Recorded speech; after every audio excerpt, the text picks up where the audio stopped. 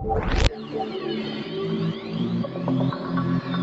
باللہ من الشیطان الرجیم بسم اللہ الرحمن الرحیم محمد صلی اللہ رسولہ الکریم اما بعد فاعوذ باللہ من الشیطان الرجیم بسم اللہ الرحمن الرحیم۔ السلام علیکم ورحمۃ اللہ وبرکاتہ۔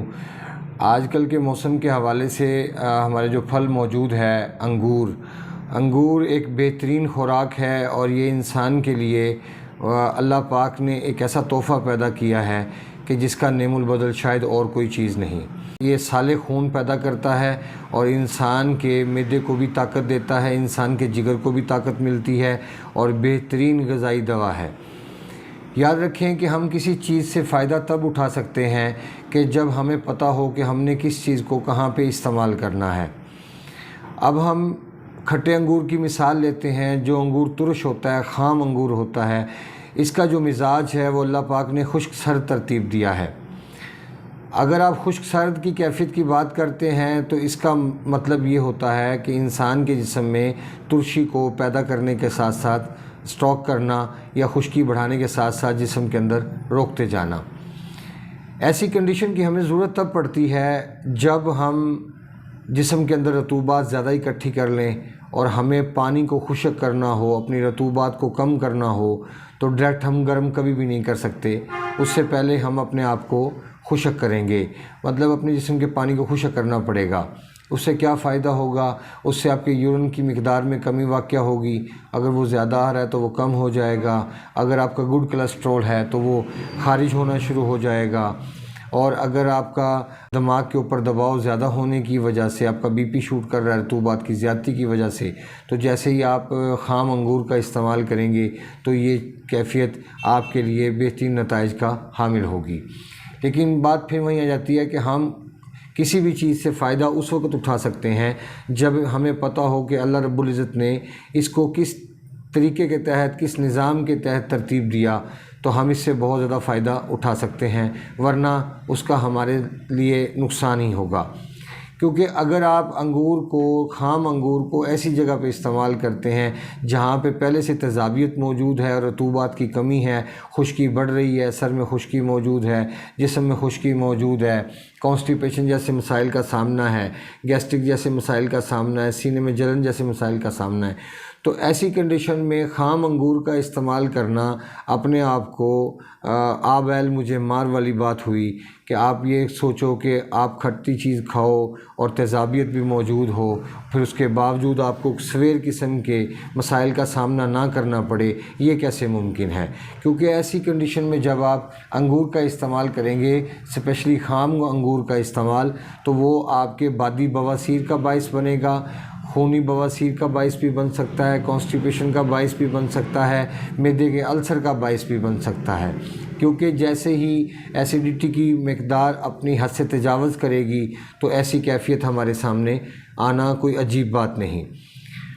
ہاں، اس کے علاوہ اگر ہم پیلے کلر کا انگور دیکھتے ہیں کہ جو اپنی شیپ تبدیل کر لیتا ہے اور وہ یلو کلر میں کنورٹ ہو جاتا ہے، اور اس کے اندر کھٹاس برائے نام رہ جاتی ہے اور مٹھاس ہی مٹھاس ہوتی ہے، تو ایسی جو کیفیت ہوتی ہے یہ حرارت کی طرف مائل ہو جاتی ہے، کیونکہ اس میں سے کھٹاس نہیں ہے، اس میں مٹھاس ہے، اور مٹھاس کے ساتھ ساتھ اس کے اندر کچھ ہلکا سا چرپراپن بھی ہوگا، جیسے کچھ چیز منہ کو کستی ہے۔ یاد رکھیں، انگور کا چھلکا جلدی ہضم ہونے والی چیز نہیں، خاص طور پہ وہ لوگ جو تیزابیت کا شکار ہیں ان کو چاہیے کہ وہ انگور کے چھلکے کا استعمال مت کریں۔ اگر انگور کو استعمال کرنا ہے تو وہ پکا ہوا انگور جیسے کشمش ٹائپ ہو جاتا ہے اور خشک ہونا شروع ہو جاتا ہے، اور وہ براؤن شیڈ میں آ جاتا ہے اور بلیک اس میں چلا جانا شروع ہو جاتا ہے۔ ایسے حالت میں جو انگور ہوں گے اس کا استعمال ایسے انسان کے لیے زیادہ مضر ثابت نہیں ہوگا جو انسان پہلے سے ہی ایسیڈیٹی کا شکار ہے۔ لیکن اگر ایسیڈیٹی کی کنڈیشن کے اندر آپ خام انگور کو استعمال کرتے ہیں تو وہ آپ کے لیے نقصان کا سبب ہوگا۔ یہ آپ کے خون کی کمی کو پورا کرنے کا سبب بنے گا، لیکن شرط یہ ہے کہ اس کو آپ گرینڈ کریں سندرخانی انگور کو، اور پوری طرح وہ پیلا انگور ہو، اس کے اندر آپ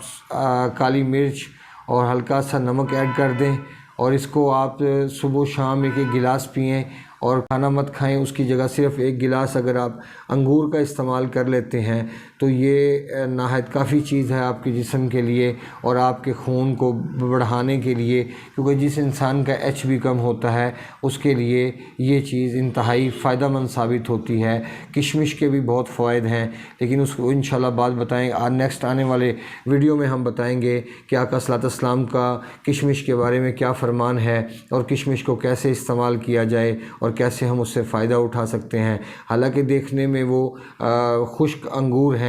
مطلب جو چیزیں خشک ہو جاتی ہیں، لیکن غذائیت وہ ان انگوروں سے بھی زیادہ ہوتی ہے، لیکن اس کے استعمال کرنے کا تھوڑا سا طریقہ الگ ہوگا۔ یہ تو ہم تازہ استعمال کر سکتے ہیں، اس میں پانی موجود ہے، لیکن کشمش کے اندر پانی خشک ہو جاتا ہے اور اس کے اندر جو اس کی طاقت ہے وہ باقی رہ جاتی ہے، اس لیے وہ لمبا ٹائم خراب نہیں ہوتی اور لمبا ٹائم وہ سروائیو کرتی ہیں اور انسان کے لیے فائدے کا باعث بنتی ہیں۔ یاد رکھیں انگور سیکشول آپ کے نظام کو بھی طاقتور کرنے کا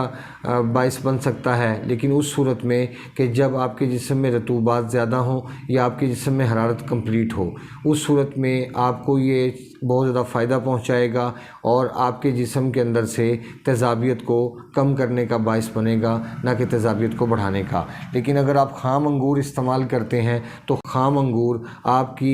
کی بیماری کو بڑھانے کی صلاحیت رکھیں گے، کیونکہ اللہ پاک نے انسان کو پکی ہوئی چیزیں کھانے کے لیے پیدا فرمایا ہے، نہ کہ کچی چیزیں کھانے کے لیے۔ اگر ہم دیکھتے ہیں آگے مالٹے آنے کا موسم ہے تو مالٹے پہلے ہی کچے ٹوٹ کے اور وہ مارکیٹ میں آنا شروع ہو جاتے ہیں اور ان چیزوں کو پھر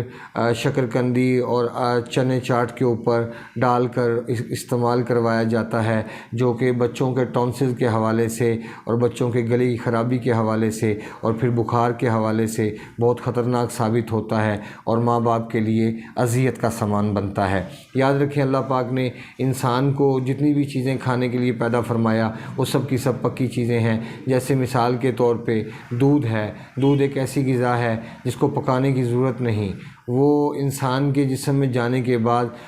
جزو بدن بن جاتا ہے اور انسان کو بے انتہا لذت فراہم کرتا ہے۔ اسی طرح اگر ہم دیکھتے ہیں شہد، اس کو پکانے کی ضرورت نہیں، یہ بھی ایک ایسا مشروب ہے کہ جس کو آپ پکائے بغیر استعمال کر سکتے ہو، مطلب اس کو آپ گرم پانی میں یا ٹھنڈے پانی میں یا تازہ پانی میں حل کریں یا اس کو آپ ویسے چمچ کے ساتھ کھائیں، تو یہ کسی بھی صورت میں کھائیں، اس کو پکانے کی ضرورت نہیں ہے۔ لیکن اگر اس کے علاوہ ہم دیکھتے ہیں سبزیاں دیکھتے ہیں یا ہم گوشت دیکھتے ہیں تو سب ایسی چیز ہیں کہ جو ہمیں پکا کے کھانی چاہیے، چاہے وہ آٹا ہی کیوں نہ ہو، روٹی ہی کیوں نہ ہو۔ کبھی کسی کو دیکھا ہے کچی روٹی کھاتے ہوئے، کچا آٹا کھاتے ہوئے؟ ایسا ممکن نہیں ہوتا، کیونکہ اللہ پاک نے انسان کو پکی ہوئی چیزیں کھانے کے لیے پیدا فرمایا ہے، نہ کہ انسان کچی چیزوں کے پیچھے بھاگے جن میں کوئی فائدہ نہیں۔ جیسے بہت سارے لوگ سوچتے ہیں گاجر کھانے کا فائدہ ہوتا ہے، بالکل ہوتا ہے، لیکن گاجر پکا کے کھانے کا فائدہ ہوگا یا اگر اس کا جوس استعمال کرنا چاہتے ہیں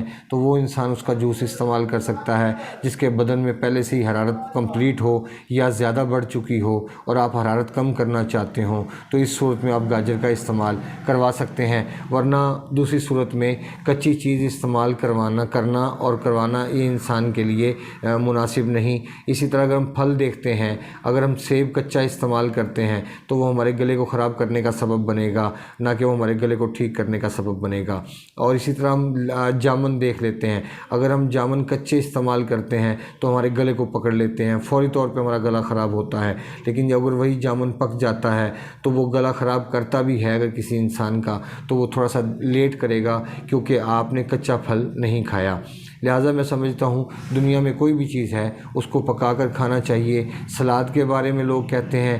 سلاد بالکل کھانی چاہیے لیکن گرمیوں میں کھانی چاہیے اور دوپہر کو کھانی چاہیے۔ اس کے علاوہ سلاد کا استعمال انسان کے لیے نقصان کا سبب ہوتا ہے۔ اس کے بارے میں انشاءاللہ مزید نیکسٹ آنے والی ویڈیو میں بات کریں گے۔ اپنے دوست احباب کا خیال رکھیں، ملتے ہیں انشاءاللہ مزید انفارمیٹیو ویڈیو کے ساتھ۔ ہمارے چینل کو سبسکرائب کریں، بیل آئیکن کو پریس کریں، کمنٹ سیکشن میں اپنی رائے سے ضرور آگاہ کریں۔ وما علینا الا البلاغ المبین۔ السلام علیکم ورحمۃ اللہ وبرکاتہ۔